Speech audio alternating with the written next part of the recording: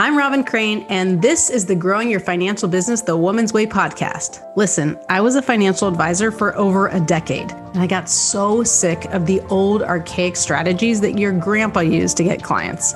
What the industry teaches today is still so outdated and just doesn't work anymore. So I had to find a better way for myself, and then I got obsessed with sharing these how-tos with other women like me. The stuff I teach doesn't require giving up your life, your sanity, or your family time. I want women like you to have it easier than I had it, so you can thrive in the industry.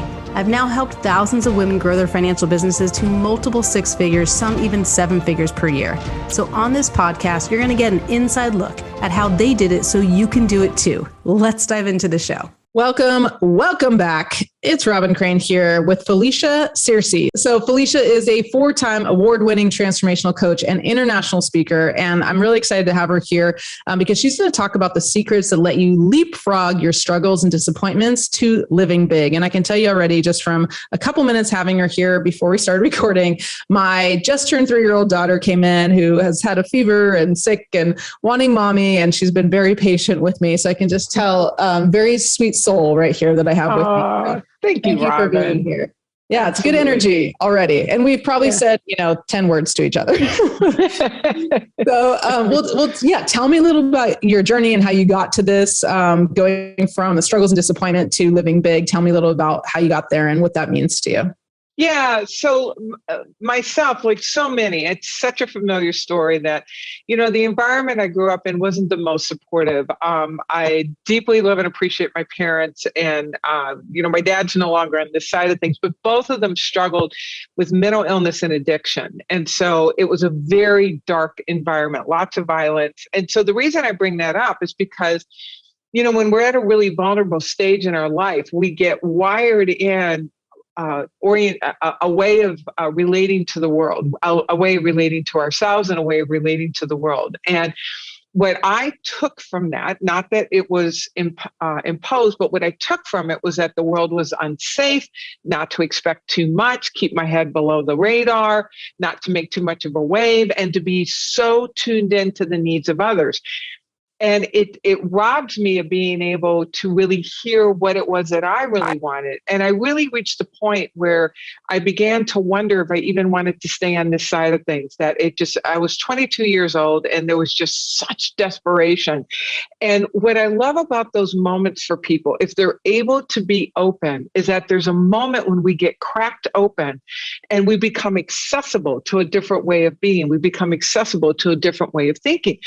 And it was at this point in my life that I got introduced to what many people call universal law, and an understanding that there truly is a life force energy at work in and through every single one of us that is eager for us to wake up to who we really are created to be, and that there are these immutable, invisible laws that govern our results. And when I discovered that and I applied it, it's like, that scene in The Wizard of Oz when Dorothy walks out of the black and white, the tornadoes twirling around and the house lands. Yeah. It's all black and white. And she walks out into a Technicolor world. That's what it felt like. I walked out of my black and white basement into my Technicolor world. And I noticed that it truly was a system, that it wasn't that I was lucky or chosen or, born that way. I discovered a spiritual success system, a paint by numbers spiritual success system that allowed me to fundamentally transform every single area of my life. And I realized that this was too valuable to hold on to myself. And I have really dedicated the last 20-something years to bringing this spiritual success system to people in order for them to unlock their power. Because when we live from that state of awareness, this is our biggest difference. This is the way that we make our biggest contribution and impact. So that's what brought me here. I love it. So, and going back a step, when you said like you were contemplating living in, what did you say, on this side? So you were this side of you were contemplating things. Yeah. Does that mean like you were considering taking your own life? Is that what you mean? Yep. That's you can tell you've been doing this for 20 years. It's a very positive way of saying I was considering taking my own life. Like that's pretty, like you said, desperation. I mean, that's pretty severe to say that. So what was it that, what were you exposed to? I'm just kind of curious. What was that specific thing, that first thing that kind of pulled you out and got you to the Technicolor, side of things? Yeah. So the very first thing that I became exposed to was a whole system of understanding what was going on with my parents. And I got exposed to an idea that I truly could create a relationship with this life force energy in a way that served me. And so I got exposed to a spiritual movement. It's called New Thought.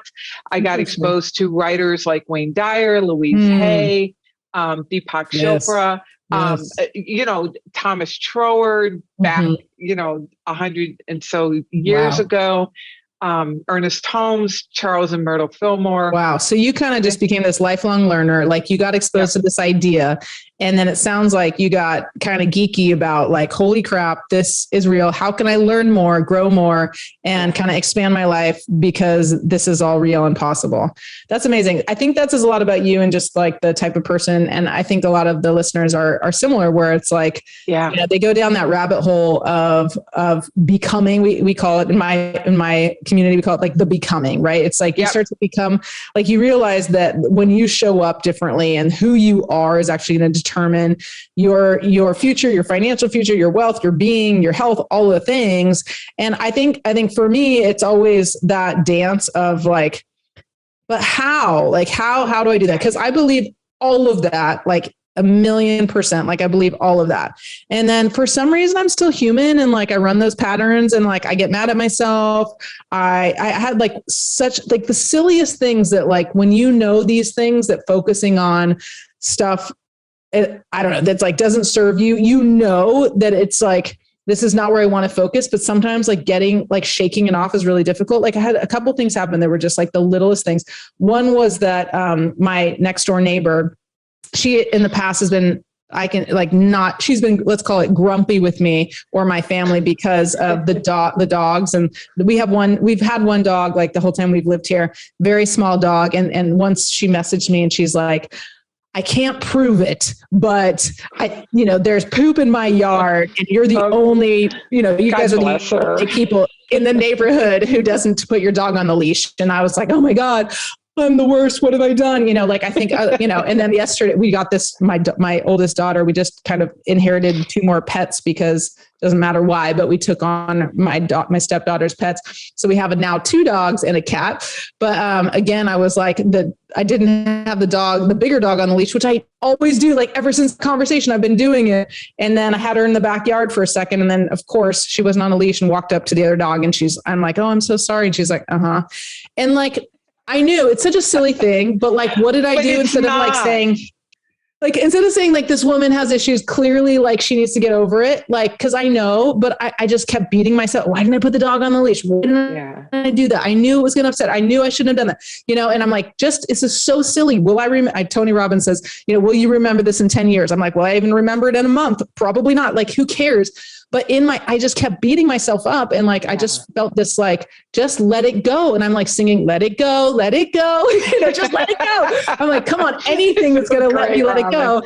But that was one of the examples of something that I couldn't shake, knowing that it was so silly. And I felt like it really kind of hurt my day. I mean, it probably only took an hour or 2, but like, why couldn't I shake it in 5 minutes? Like knowing that, like, and this is just, and then the bigger things that happen in my career, in my life, in my business, and with someone not, being upset about things like can really affect me. But just the fact that it was something so small, I was like, just really contemplating this, like, my gosh, how can I let this go? So I guess my question back to you is like, again, that's an example of something so small that's like so irrelevant to some degree, but like, how do we bridge that when we know focusing on the positive, the laws of attraction, laws of increase, laws of polarity, like all these things exist if anyone knows that stuff, but to step into the knowing and letting go of the doubt, the self-doubt, the self-destruction, the beating yourself up, like that's a big, heavy weighted question, but just tell us all the answers because I need it.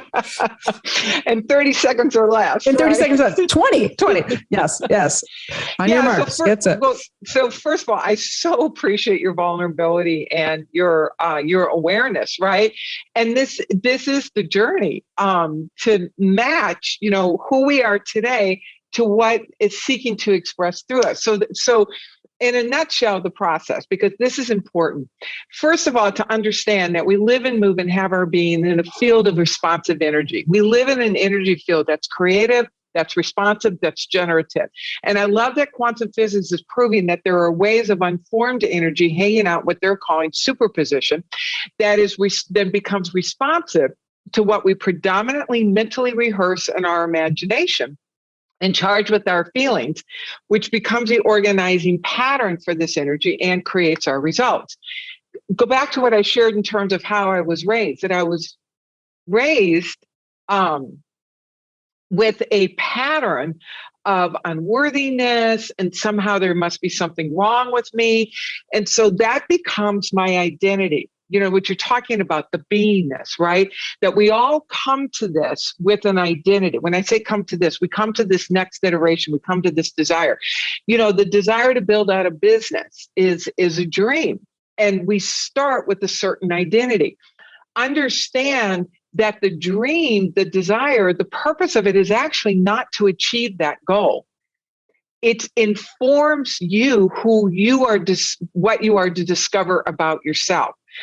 So when we have a desire and we are where we currently are, everything unlike where we're going and who we're becoming has got to rise up for release and repatterning, because those are the things that can't come with us. Like for me, one of the things that I really had to drill down on was feeling like I was being deprived when somebody else experienced good. That when I saw somebody else succeed, there would be a knot inside of me that would get activated. It's like, oh my God, why are they getting it? Why am I not? And what's wrong with me? And I realized that I couldn't bring that with me in order to really live into the level of success that I'm being called to live into. So the process of that is, number one, to have such compassion for yourself, right? Because that pattern served. At some point, that pattern of being, and for you, Robin, and your, the awareness and your vulnerability of sharing, the pattern of being hypervigilant to what other people are thinking, somewhere along the line that served. As you're moving into this even more amazing being that you are, it's no longer serving. But there's that in you that doesn't know that, right? And for me, there was that in me that didn't trust that if I didn't make sure that I wasn't the best, the golden child, not because of an ego thing, but just simply in order to be able to earn the right to be able to belong, then something horrible was going to happen to me. When that feeling rises up, the process that I've worked and I now share with the people that I have the honor of working with, number one, notice it, which is what you did, to notice it. Number two, to extend such compassion to that part of you, and to actually thank that part of you for serving you up to this point. Then number three, ask that part what it needs in order to let it go. Because there's something inside of us that thinks being this way is going to get us something that we need. It's not, I don't find it necessarily, so necessary to go back and try to figure out where it came from.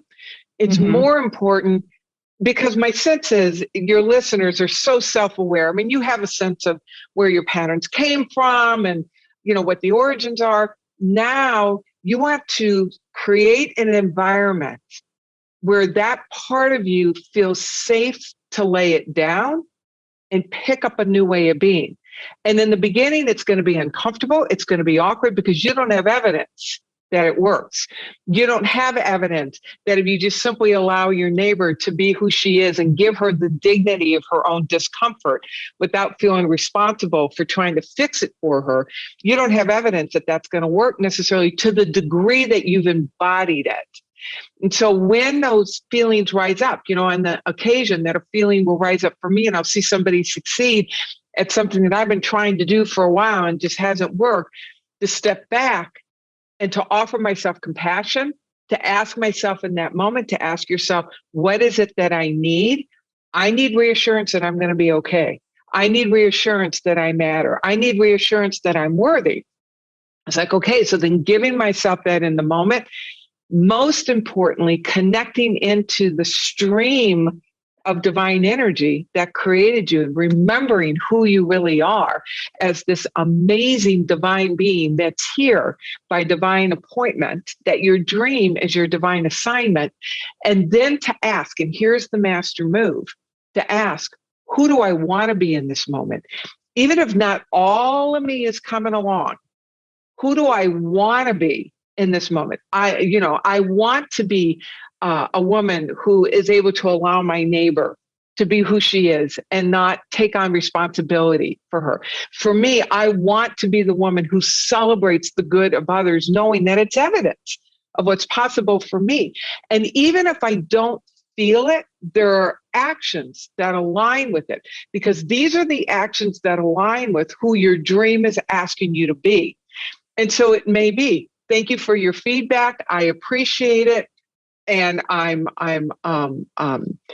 making changes to, as I heard your feedback, and then to yourself, to keep bringing yourself back to center of knowing who you are as a worthy, deserving being, and letting go of responsibility for the experience that the other person's having. And the mastery is to keep bringing you back. Even if you don't feel it right away, you keep bringing it back. And here's the thing, I shared that my career, a couple of careers ago, right? My degrees are in speech therapy. And I love when I studied neuroscience, that at the end of every dendrite, there's a cup. There's a little cup at the end of every nerve ending. Okay. And the nerve impulses like literally drop into this cup until it tips and then activates the next nerve. Now, we have no idea where that cup is in terms of being full, but we know if we stop doing something, we're going to stop filling it up. It's the same thing with working with a new practice, working with an affirmation, working with a truth, working with a belief, working with cultivating and generating a feeling. It may feel like it's not working, but the more you're able to rehearse who you want to be and what you want to know as truth in that moment, the more you're filling that cup up. And then boom, all of a sudden, it looks like out of the blue, it shifted and you shifted and something's changed. So you're saying the goal is to fill the cup up and tip it to, it's like a higher level? Yeah. Got it. And then how do you do that again? Well, exactly what you were doing. It's, what do I know to be true in this moment? What do I need to offer myself to support myself? In your case, it may be praying for your neighbor, all the things that you would want for you want for her, even if you don't necessarily feel like it in the moment. So it's everything that you do, Robin, in terms of knowing what you know to be true for yourself. It's the repetition and it's the conscious decision to own it for yourself long enough and sustained enough for it to literally rewire your physiology as you're coming into harmony with the desire, with the dream that's seeking you. We can have anything that we're in harmony with. Our work is to come into harmony with it, and exactly what you talk about, what you said earlier about becoming that person. Right. And it's the rehearsal of that, especially in those very real, seemingly mundane human moments, right? Yeah. So let me pause a second, because there was so many golden nuggets in there. So one thing I just want to make sure listeners, if you're wondering like, well, how is this relevant to growing my business? I will say, and Lisa Nichols, I don't know if you're familiar with Lisa Nichols, but she says your business growth is, it can only go as far as your personal growth, right? And that, if you're not where you want to be, it's all about you actually working on yourself. As much as I give the strategies to growing your business, like it's all about you becoming like, you mentioned identity, right? It's like, we're at this identity and it's like holding this identity, can only have so much, and being this person who we are. And like you said, it has served us, or we wouldn't have done it, because we're survival creatures. We're just trying to survive. We're not trying to to thrive, like the part of our brain, the amygdala, right? It's just our lizard brain. It's just designed for us, fight or flight, like keep us safe.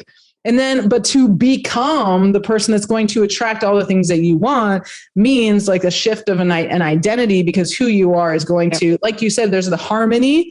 I would also say that's the vibration, right? Of what you attract and all that. And then I always go to like, cause I'm a very logical person, as much as I believe in all the stuff, but then it's like, yeah, I get it. But how?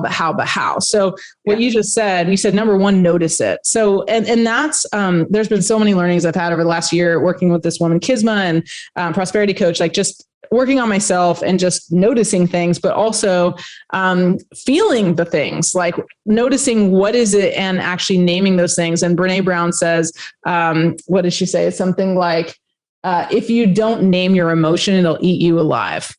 Yeah. Right? So it's like, oh, that's anger, or that's disappointment, or, it's like, I'm beating myself up about, again, I think it's such a silly example, but I think it's the little things that actually affect us.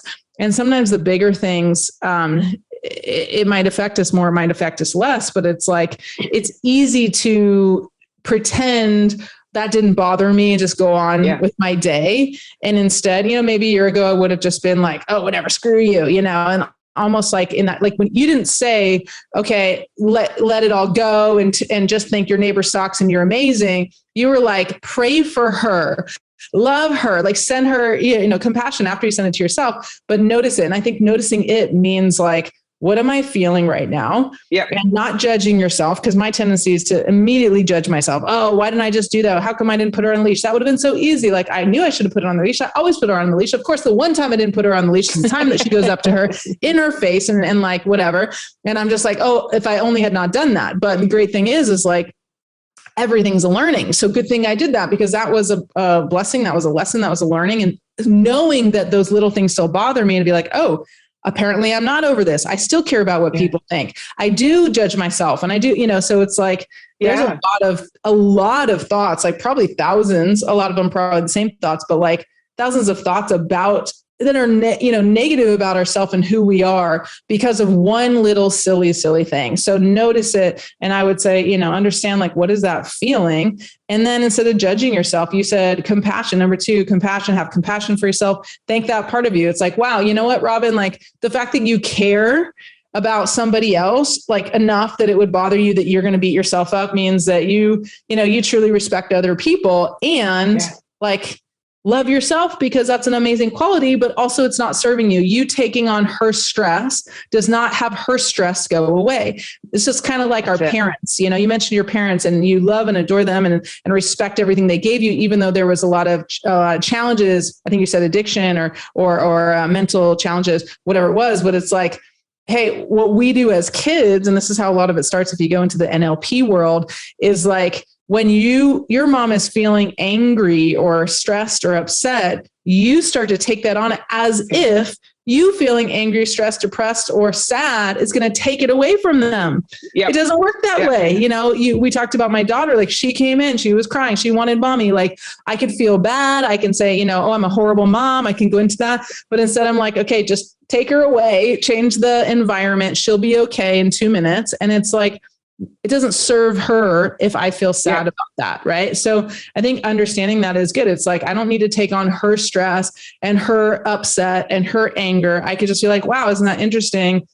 It's really amazing that like, who do I need? So let's go to the next one. He said, what is it that I need in order to let it go? And you said a lot of it was reassurance, like that I matter, I'll be okay. And so that's like the whole, like, okay, like, this is what I use because I learned this from Tony Robbins. Like, I'm not going to remember this in 10 years. And I'm probably even not going to remember it in a week or a month. Like, it's okay. Like, I'm not a bad person. I need to let go of the fact that I'm tying my mistake of not having the dog on a leash to like who I am. And that means I don't care about people, which is not true. So I need to let go of this belief, which is a false belief, totally made up, and instead reassure myself like, okay, this is a cool learning, like of how I can improve it. And I don't even think it's improved like, okay, next time I'm going to put my dog on a leash. I think it's more about that I can handle people not liking me and being upset with me and be able to still have the best day of my life, even when someone might put it on me. And then I'm almost there, but like, I'm just recapping here. Number 4, remembering who you are. So the reason I wanted to say this too is like, this is very airy fairy. Like we can say someone listening, they're like trying to get to 100 million in assets under management as a financial advisor. Like, what the heck? Remember who you are. That's all this divine crap and whatever, whatever you believe, source, divine, God, whatever. Like if you don't believe there's some energy, like it's like people, okay, I'll tell you one more story. Oh my gosh. And I reserve the right to tell you others, but I was talking to my COO because there was someone I was considering working with, and there was just a lot of drama. And I realized, like in the past, I worked with someone, I hired someone, doesn't matter. I don't want to give too many details, so I don't want to cast rocks at anyone. But basically, there was a lot of drama. Like there's a lot of negative things going on in her life. And I still hired her for something. And it turned out horrible. Like everything, like all my basically none of my expectations were met. Everything was like, when she said she was going to get something to me, she did it. Like, it was just like disappointment after disappointment, disappointment after disappointment. And then another opportunity recently to work with someone who also, there was a lot of drama. And Ashley, my COO, was like, don't work with her. Like, she be the sweetest person on the planet, but like this energy, this drama, this negativity, like she must be attracting that. And I'm not saying anything negative about her, but I don't need to put myself in those positions because there's something, that stuff is real. And if I choose to look past facts and look past things to put myself in those positions where people are attracting that, I'm basically putting it on myself. Right. And so whatever you believe, energy, drama, people who typically have a lot of bad things happening to them oftentimes are causing the things, and so it's like, we must we have the power to overcome that stuff and to create like that vibration. This has been like proven, but they can measure this stuff now. And I'm sure you've studied a lot of this, where they can show vibrations of our energy when we're angry versus when we're joyous. Like if that could be David measured, Hawkins. Who is it? David Hawkins. Oh my God. So if it could be measured scientifically, like, I don't know how anyone could discount that. Like, this is real. The energy is real. And so like attracts like, all the stuff. So whatever you want for your business, I just wanted to bring it home. When I was back starting as a financial advisor, I was very logical. I wasn't very, all about the feelings. And I didn't know anything about law of attraction, all that stuff, until I was introduced to it. But it was like, to me, it's been eye-opening to you to be like, wow, I now know it's a fact, but then it's always the how do I still get there, right? And so going back to your system, this is amazing. But I like that, like remembering who you are. And then the last part I think you said is, what was the last part you said? Like to kind of allow the other person, like what is that step? Oh, give them the dignity of their discomfort. Because when let me back up, because the thing that I'd want to support everybody with, logical or not, look for the evidence that there truly are invisible laws. I mean, think about it. I am talking into a metal rectangle. It is not connected to anything. I can hear you. I don't know where you are. Right now, I'm in Dallas. I'm typically in Tucson. We are surrounded by evidence of invisible power. And even love, even doubt, even fear, like it's invisible. Things that we know are true, right? Yeah. So when you can start stacking the evidence, and Price Pritchard, who wrote the book, U Squared, talks about unseen forces. You start stacking the evidence that there truly is something, I don't care what you call it, but there's some intelligence that's bigger than me, the personality at work. The more we can stack the evidence, make a case for it, right? In my words, the more you feel like there really is something working on your behalf, and you can exhale into the unknown. Because here's the thing about building a business. Building a business is personal growth on steroids. That you have to learn how to be uncomfortable. You have to learn how not to have the answers. You have to know and learn how to be able to listen to something that makes no logical sense. People use the term intuition to describe it. And what are you doing? You're tapping into something unseen. So there's that. And then this whole thing about vibration. One of the things that is so much and people distill it down to the law of attraction. And you mentioned several laws, but most people understand the law of attraction. And there's a lot of conversation around raising your vibration in order to achieve your results. The thing that I want to support people in understanding and knowing is that your dream is asking you, your desire to build your business, whatever your business is, your desire to build your business is number one, that in you, that you know you want to make a difference and you can make a difference with this work. And number two, it's something bigger asking you to discover more of who you are created to be.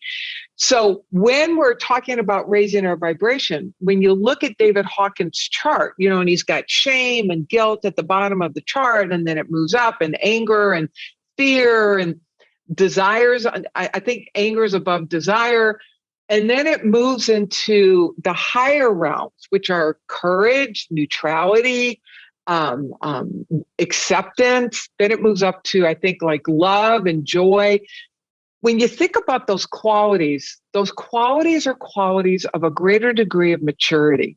It's not a matter of raising your vibration for the sake of raising your vibration. It's coming into being the person who organizes their life around a quality of courage. Think about that. Because you can't fake it. You can't fake that. You can't fake vibration. Because there's an energetic signature for that. Yeah, you can't right? even. I feel like sometimes you meet people who have done a lot of personal growth, and I did, when I was in the Tony Robbins development, like they've come to the events a lot, but you can tell it's like they're trying to be positive, but they're not like that energy. You could feel the energy of like negativity, even though they sound positive. And I've had that with clients sometimes where I'm like, they really like their language is saying they're positive, but you can just feel this energy of like the negativity, right? Like they're trying, and like, you just can't fake that, which is why it's such a journey. I love what you said. I just have to say this again. Building a business is personal growth on steroids. That should be, you got to put that on a Facebook post or Instagram post or something. I might have to quote you on that one. That's really good. Because that's great. Your business can only grow to the degree of your own awareness. We have to literally train ourselves. And you know this, Robin, with the work that you do. You have to literally train yourself to accommodate a greater degree of success, a greater degree of abundance. You have to learn how to take your seat at the table of success. I just did a live on the voice of the imposter, that who you are today doesn't fit into this dream world, into the world that you want to build. And so your work is to come into identification with it. It's to belong in the world that your dream is asking you to create. And that's this whole process that we're talking about. Right. Vision, seeing yourself, owning it, noticing when you get all crunchy, what am I going to tell myself instead? Who do I want to be? And then from that state of awareness, you can start sourcing ideas and taking actions that are in alignment with what it is that you're wanting to create. And when the results start happening, because they will, because this is law and law works, you're not pushing it away. You're learning how to allow more good in your life. I'll never forget, my husband's a car guy. Right. And so he's always got a really nice car. I've had a functional car. And there came a point in time when he looked at me and he said, "You need a really good car." I'm like, "Okay, what do you have in mind?" And he found this beautiful black convertible Mercedes Rentac. It had a room to it. I mean, and there was a part of me, this is even after years of doing this, there was a part of me that was a little embarrassed about driving that car because of what other people were going to think.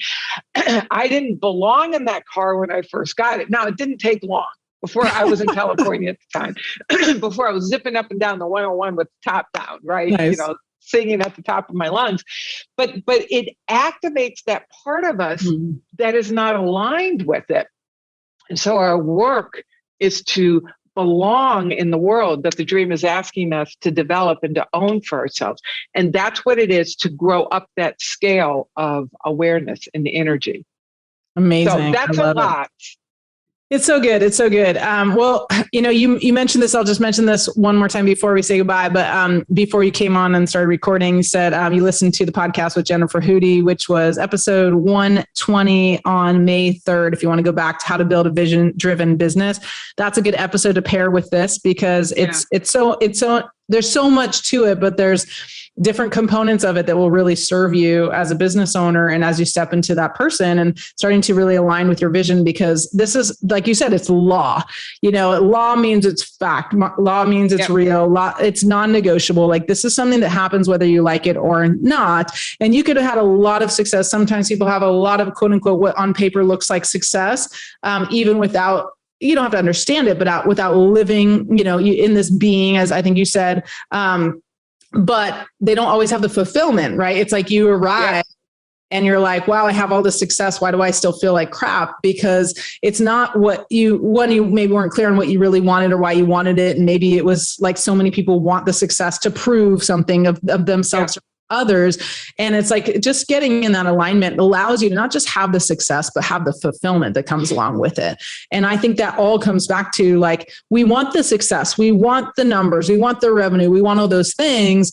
But in order for us to really embody it and embrace it and feel it, like you have to become that person to who's that person. And in your, like, I like that little example just because we can envision it of just like, who's the person that's the one, driving the Mercedes, the convertible Mercedes with the top down on the 101 and just living it up, singing at the top of your lungs. Like, it's like you didn't think you were going to become that person. And then you're like, that is the person who doesn't care about what people think. And I'm living the dream and I'm enjoying myself. And you stepped into it before you were ready, and it's nice having supportive people like your husband.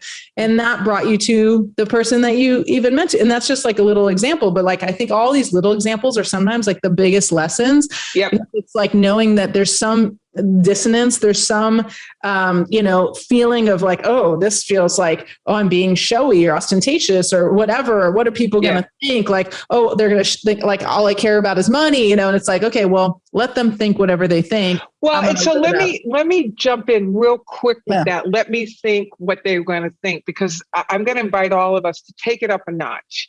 And I know you got to go, so you can wrap it up and tell them how to find you with this last lesson. Yes. So it's not just let them think what they're going to think. It's own that when we step into who we're being called to be, we're serving. We're serving them. And so it goes beyond let them think what they're going to think to truly being the embodiment of what it looks like to answer whatever the divine call is, including having a Mercedes. And so loving them enough to step into what's calling you. So it's an act of love. It's not a dismissal. Oh, they're just going to think what they're going to think.